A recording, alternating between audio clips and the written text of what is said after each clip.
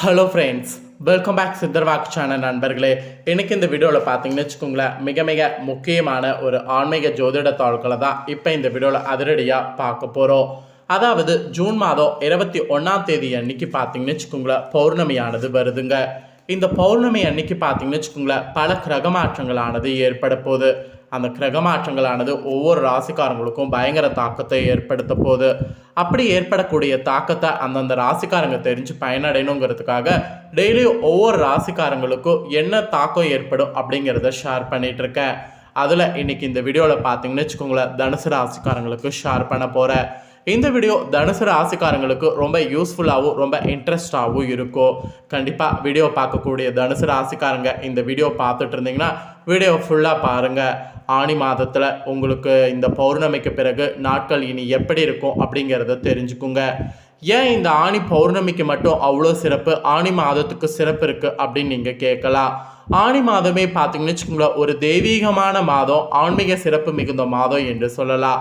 ஏன் அப்படி சொல்லப்படுது அப்படிங்கிறத முதல்ல ஷேர் பண்ணுற அந்த சிறப்பை தெரிஞ்சுக்குங்க. உத்தராயண புண்ணிய காலத்தின் கடைசி மாதம் தான் இந்த ஆனி மாதம். இது தேவர்களுக்கு பார்த்தீங்கன்னு வச்சுக்கோங்களேன், மாலை பொழுது என்று சாஸ்திரத்திலேயே சொல்லப்பட்டிருக்கு. மேலும் இது பார்த்தீங்கன்னு வச்சுக்கோங்களேன், ஒரு இளவேநீர் காலம் என்று கூட சொல்லலாம். கோடையுடைய தாக்கம் நீங்கி இதமான காற்று இம்மாதத்தில் வீசும். இம்மாதத்தில் அது மட்டும் இல்லாமல் பல முக்கியமான நிகழ்வுகள் நடந்துள்ளதாக புராணங்களில் பல விஷயங்கள் கூறப்பட்டிருக்கு.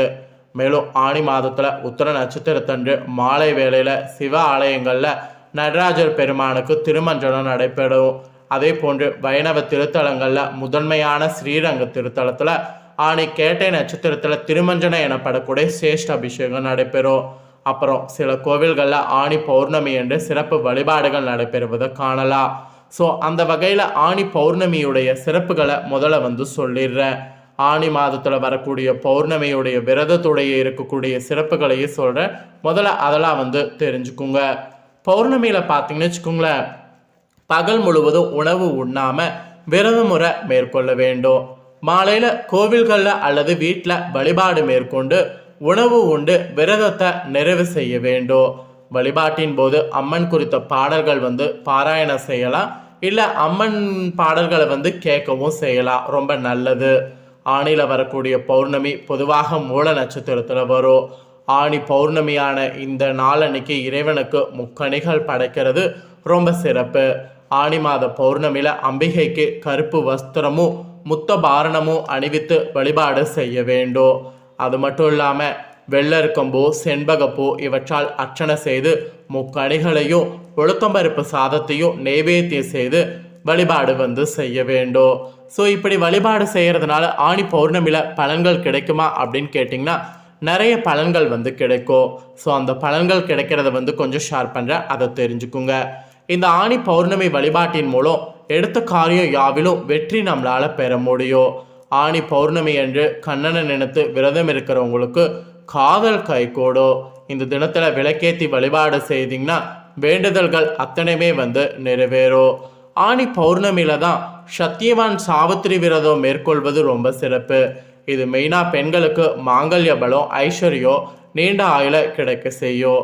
ஆனி பௌர்ணமியில் பிறக்கக்கூடிய குழந்தைகள் அரச யோகத்தினை பெற்றிருப்பாங்க. அதனால் ஆணியில் பிறக்கக்கூடிய இந்த பௌர்ணமி குழந்தைகளுக்கு ராஜா என்ற பெயர் வைக்கிறது ரொம்ப சிறப்பு. இப்படி ஆனி பௌர்ணமி பார்த்தீங்கன்னு வச்சுக்கோங்களேன், பல வகையில் நாம் சொல்லிக்கொண்டே போகலாம். இந்த ஆனி பௌர்ணமியில் பிரபஞ்சத்தில் சக்தியும் தெய்வீக சக்தியும் அதிக அளவில் வெளிப்படும். பிரபஞ்சம் முழுவதுமே இந்த நாளன்னைக்கு ஒரு விதமான சக்தி நிறைந்திருக்கும். அதனால தான் பௌர்ணமி வழிபாடு சிறப்புக்குரியது என இதில் சொல்லப்படுது. அதிலும் சித்திரை, தை, கார்த்திகை உள்ளிட்ட குறிப்பிட்ட சில மாதங்கள் வரக்கூடிய பௌர்ணமி ஒரு கூடுதல் சிறப்பு இருக்குன்னா இந்த ஆனி பௌர்ணமி அதை விட ஒரு சிறப்பு என்று சொல்லலாம். ஸோ அப்படியாக நம்பிக்கை இருக்கக்கூடியவங்களுக்கு இந்த ஆனி பௌர்ணமியில் வழிபாடு செய்கிறது இந்த வீடியோவில் தெரிஞ்சது ரொம்ப யூஸ்ஃபுல்லாக இருக்கும். இந்த ஆனி பௌர்ணமியில் கிரகங்களிடையே பெரிய மாற்றமானது ஏற்படுது. இந்த கிரக மாற்றங்களானது ஒவ்வொரு ராசிக்காரங்களுக்குமே பயங்கர மாற்றத்தை ஏற்படுத்தும். அதில் தனுசு ராசியில் பிறந்தவங்களுக்கு என்ன மாதிரியான மாற்றத்தை ஏற்படுத்தும், தனுசு ராசிக்காரங்க இந்த மாற்றத்தை சமாளிக்க இனி எப்படி நடந்துக்கணும் அப்படிங்கிறது எல்லாமே இப்போ இந்த வீடியோவில் உங்களுக்கு ஷேர் பண்ண போகிறேன். தனுசு ராசியில் பிறந்தவங்க உங்களுக்கு எப்படி மாற்றம் வரும், அந்த மாற்றத்தை எப்படி பேலன்ஸ் பண்ணும் அப்படிங்கிறத இப்போ இந்த வீடியோவில் தெரிஞ்சுக்குங்க. உங்களுக்கான பலன் இதுதான், தெளிவாக நோட் பண்ணிக்கோங்க. உல்லாசத்திற்கும் கேளிகைகளுக்கும் இனிமேல் முக்கியத்துவம் அளிக்கக்கூடாது. மீறி அந்த மாதிரி அழிச்சிங்கன்னா அதனால் உங்களுக்கு இந்த பௌர்ணமிக்கு பிறகு வரக்கூடிய நாட்களில் அழிவு ஏற்படுமா. அதனால் தயவு செய்து உல்லாசத்திற்கும் கேளிக்கைகளுக்கும் முக்கியத்துவம் அளிக்க வேண்டாம். அதுக்கப்புறம் நிறைய நீங்கள் தெய்வீக சார்ந்த நம்பிக்கையை நீங்கள் வளர்த்து கொள்ளணும். தெய்வீக சார்ந்த நம்பிக்கையை வளர்த்து கொள்வது மட்டும் இல்லாமல் தெய்வீக சார்ந்த நிறைய விஷயங்கள் நீங்கள் செய்யணும். அப்படி நீங்கள் செய்யும்போது இந்த டைம் உங்களுக்கு எல்லாமே கரெக்டாக நடக்கிற மாதிரி இருக்கும். அது மட்டும் இல்லாமல் மன உறுதி அதிகரிக்கும். அந்த உறுதி அதிகரிக்கும் போதே அந்த உறுதியோடு செயல் திட்டங்கள்லாம் கரெக்டாக செயல்பட பாருங்கள். அதுக்கப்புறம் சொத்துக்கள் அடைவதில் இருந்த தடைகள்லாம் நீங்கும். நீங்கள் மன உறுதியாக இருந்து இந்த முயற்சியில் இறங்கும்போது இந்த மாதிரியான தடைகள் உங்களுக்கு நீங்கும். உயர்நிலையில் உள்ளவர்களோடு இருந்து வந்த மன வருத்தம் நீங்கும். உயர்நிலையில் உள்ளவர்களோடு கண்டிப்பாக பார்த்தீங்கன்னு வச்சுக்கோங்களேன், நீங்கள் மன வருத்தம் நீங்கிறதுக்கு முயற்சி அவங்க பண்ணலாம் கூட நீங்கள் பண்ணுங்கள், நீங்கோ. அப்புறம் உடல் ஆரோக்கியம் கூட சிறப்பாக மேலோங்கோ. வாகனங்கள் மூலம் ஒரு விதமான தெளிவு உண்டாகும். இந்த பௌர்ணமிக்கு பிறகு சுக்கிரனுடைய சஞ்சாரம் உங்களுக்கு சாதகமாக இருக்குது. அதனால் எதிர்பார்த்த பணவரவு கூட இருக்குது. வீட்டிற்கு தேவையான வசதிகள் செய்வதில் ஆர்வம் காட்டினீங்கன்னா அது உங்களுக்கு சக்ஸஸ் ஆகும். வீடு மனை வாங்குவதற்கான தடைகள்லாம் இருந்ததில் அதெல்லாம் உங்களுக்கு அகலும். மொத்தத்தில் நீங்கள் நினைக்கிறீங்களோ அது எல்லாமே இந்த ஆணி பௌர்ணமிக்கு பிறகு உங்கள் ராசிக்கு நடக்க ஆரம்பிக்கும். அதிலும் நீங்கள் தொழில் வியாபாரம் செய்பவர்களாக இருந்தீங்கன்னா தொழில் வியாபாரம் சுமாராக இருக்கும். எதிர்பார்த்த கடனுதவி கிடைக்கலாம். புதிய வாடிக்கையாளர்களுடைய தொடர்பு உண்டாகும். பழைய சிக்கல்கள் தீர்வதில் தாமதம் ஏற்படும். அது மட்டும் இல்லாமல் உத்தியோகத்தில் இருப்பவங்க மேல் அதிகாரிகளை பகைத்து கொள்ளாமல் அனுசரித்து செல்வது நல்லது. திறமையான செயல்பாட்டால் பாராட்டு கிடைக்கும். இதே போல் குடும்பத்தில் கூட எதிர்பாராத விருந்தினருடைய வருகை இருக்கும். விரும்பத்தகாத வாக்குவாதங்கள் ஏற்படலாம். அதனால் உறவினர்கள் விஷயத்தில் கவனமாக இருக்கணும். கணவன் மனைவிக்கிடையே அனுசரித்து செல்லணும். இல்லைனா கணவன் மனைவிக்கிடையே பிரச்சனை ஏற்பட வாய்ப்பு இருக்குது. குழந்தைகள் பற்றிய கவலை உண்டாகும். ஸோ குழந்தைகள் விஷயத்தில் ரொம்ப ஜாக்கிரதையாக இருக்கணும். அவர்களுக்காக பாடுபடுவீங்கள்ல, அந்த பாடுபடுவதை கரெக்டாக மேட்ச் பண்ணிக்கோங்க. அப்புறம் பெண்கள் கூட தனுசு ராசிக்காரங்க இனி திட்டமிட்டு செய்யணும். அப்படி நீங்கள் திட்டமிட்டு செய்யக்கூடிய காரியங்கள் தடை ஏற்படும். எதிர்பாராத செலவு உண்டாகும். ஸோ பெண்கள் தனுசு ராசிக்காரங்க கவனமாக இருக்க வேண்டியது அவசியம்.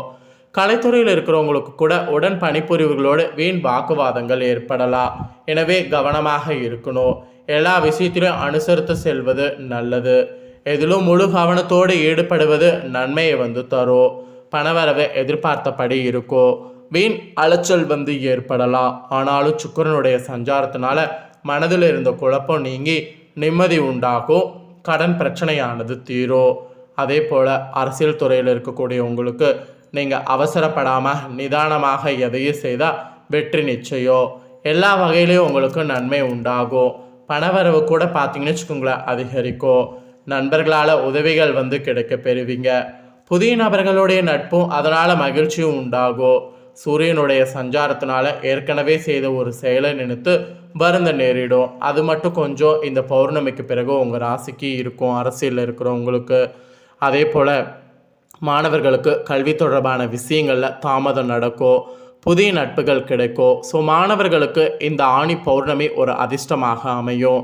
ஸோ தனுசு ராசிக்காரங்க மூல நட்சத்திரத்தில் பிறந்தவங்க, பூரட நட்சத்திரத்தில் பிறந்தவங்க, உத்திராட 1ஆம் பாதத்தில் பிறந்தவங்களுக்கு இந்த ஆணி பௌர்ணமிக்கு பிறகு இந்த மாதிரியான பலன்கள் தான் கிடைக்கும் என்று உங்களுக்கான இந்த பலன்களானது குறிப்பிடப்பட்டிருக்கு.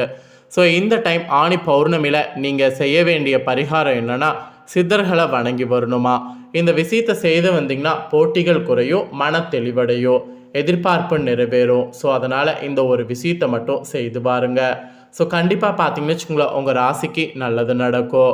ஸோ இந்த வீடியோவில் ஆணி பௌர்ணமியில் உருவாகக்கூடிய கிரக மாற்றங்களால் ராசிக்கு என்ன மாதிரி நடக்கக்கூடாத விஷயங்கள் நடக்கும் அப்படிங்கிறத எல்லாமே தெளிவாக இந்த வீடியோவில் எக்ஸ்பிளைன் பண்ணிட்டேன். எக்ஸ்பிளைன் பண்ணதை தனுசு ராசிக்காரங்க உங்கள் ராசிக்கு என்னங்கிறத தெரிஞ்சிருப்பீங்க. ஸோ தெரிஞ்சுக்கிறதுக்கு ஏற்ப நடந்துக்குங்க. உங்களுக்கான இந்த தாள்களை நீங்கள் பார்த்தது போல் உங்கள் ஃப்ரெண்ட்ஸ் ஃபேமிலியில் இருக்கவங்களும் பார்த்து பலனடையணும்னு நினச்சிங்கன்னா வீடியோ லைக் பண்ணி ஷேர் பண்ணுங்கள். உங்கள் ஃப்ரெண்ட்ஸ் ஃபேமிலி இருக்கவங்களும் பார்த்து பலனடையட்டும். மேலும் இதே போல் புதிய வீடியோக்களை தெரிஞ்சுக்கொள்ள மறக்காமல் சேனலை சப்ஸ்கிரைப் பண்ணுங்கள்.